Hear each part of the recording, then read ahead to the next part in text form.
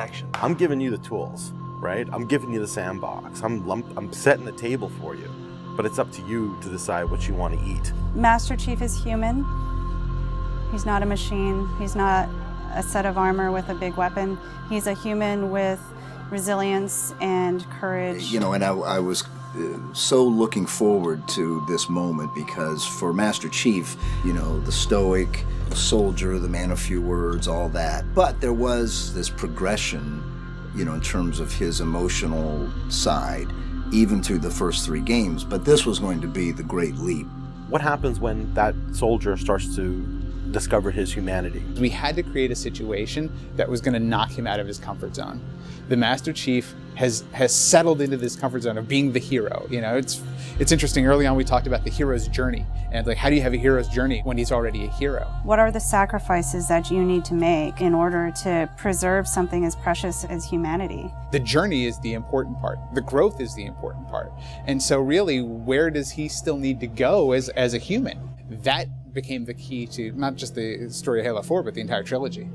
We're really examining what sort of burdens a Guardian carries. In a lot of ways, the story that we're telling with Halo 4 is about putting Chief in circumstances where he's forced to change. He's forced to take stock of himself. In a way, Chief is a Guardian. Cortana is Chief's Guardian. The Forerunners were the Guardians of their own universe, and they might have to make a decision that not everyone is going to agree with and that some people might condemn.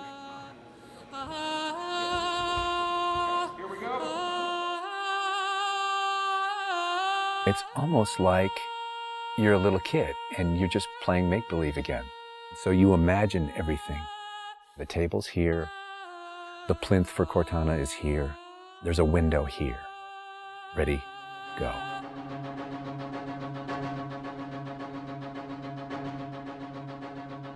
How can we immerse the player even more in this world that we've built around them? I'm not doing this for mankind. How can we have Chief have to deal with his own humanity? Everything had to be predicated by what the character needs were and what direction the characters needed to go in. The art direction specifically for Halo 4 isn't about creating an emotional tone for Halo 4, it's about creating an emotional tone for every single moment and experience that the player needs to understand.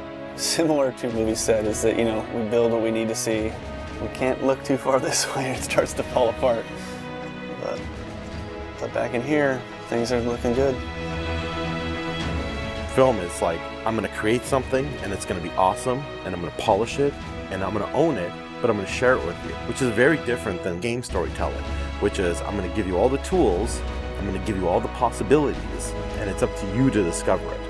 Answering questions and answering the directions that the narrative had already taken defined the path forward for us as we started to tell the story. We're always telling these huge, big stories. You've got Infinity, it's the biggest ship that has ever been launched. We've got Requiem, which is like the biggest Forerunner artifact we've ever found. But in the middle of all of that, we've got this very small personal story between Master Chief and Cortana. You tell a story with every detail that you put into a game. Immersion is really what allows somebody to believe your universe and also to become emotionally caught up in your universe. Ready to get back to work?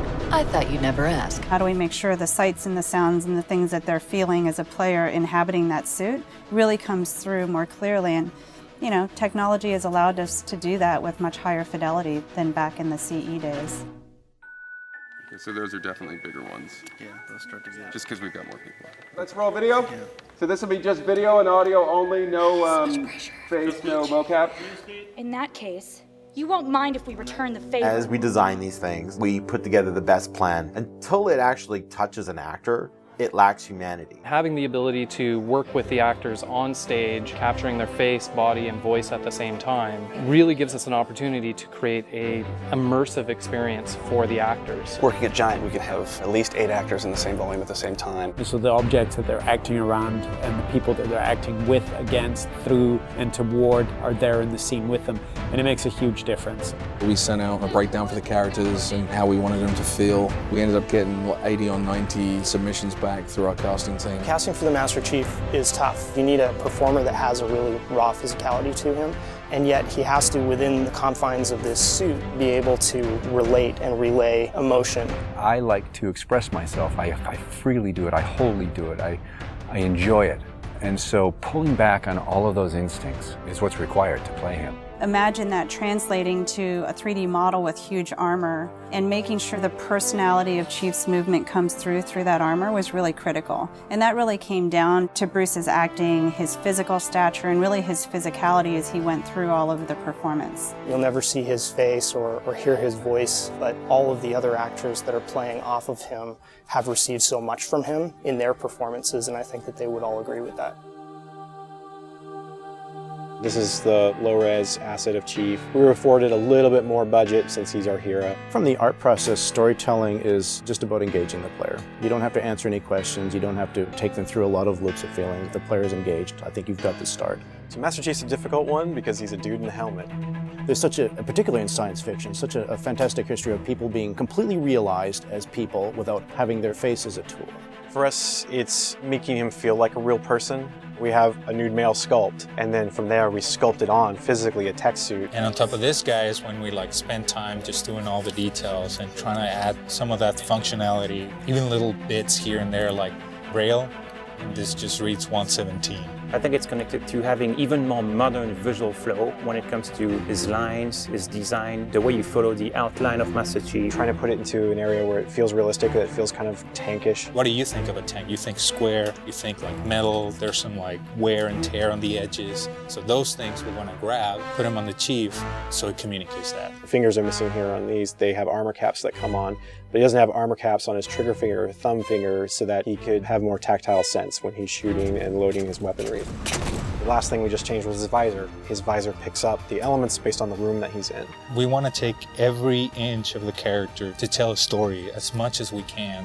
Above all, he still needs to connect to the player and they still need to understand him as being that character. It's somebody who's been very loved over the last 10 years.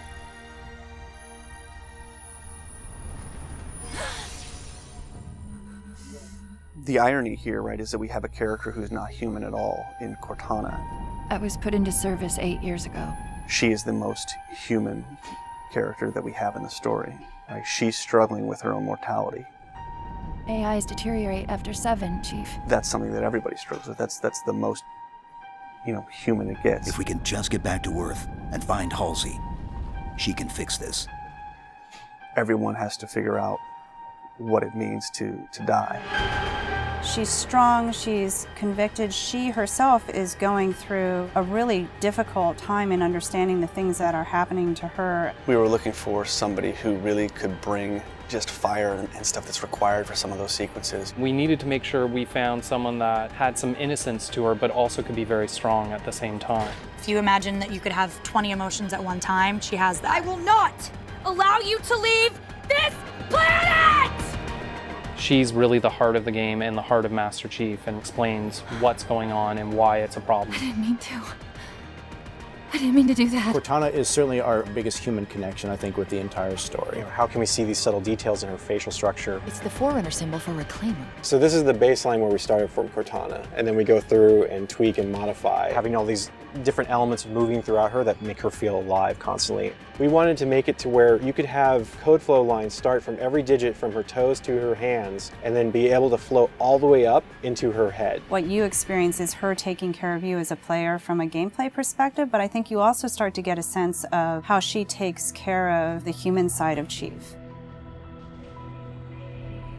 Wake me when you need me. They spotted us. Bringing Jen and Steve in and having them layer their voices over the character performances in the cinematics, that just brought the whole experience together. You look at just the number of lines that the Chief has had over the course of the franchise, and it's not a lot. How much firepower would you need?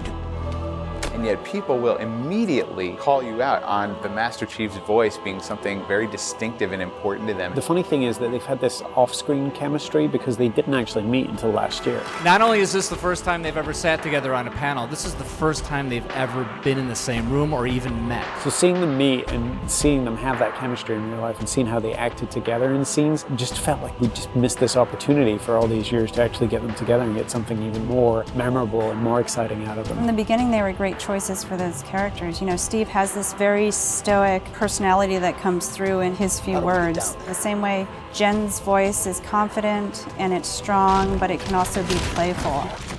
You do know you don't have to wait until the last minute just to impress me, right? In many ways, Halo 4 is the first act. We want a player to be able to ask themselves what it is to be a hero. Is the sacrifice worth it? I often think of him as like Atlas, you know, like he's got the weight of the world on his shoulders all the time. Chief and Cortana are the same person, but she has always been the reflection of his humanity. People don't play Halo to watch a soap opera, and yet you don't want to just be kind of pulp. To me, it's a natural progression of this story, and it takes this relationship to the place it should go to.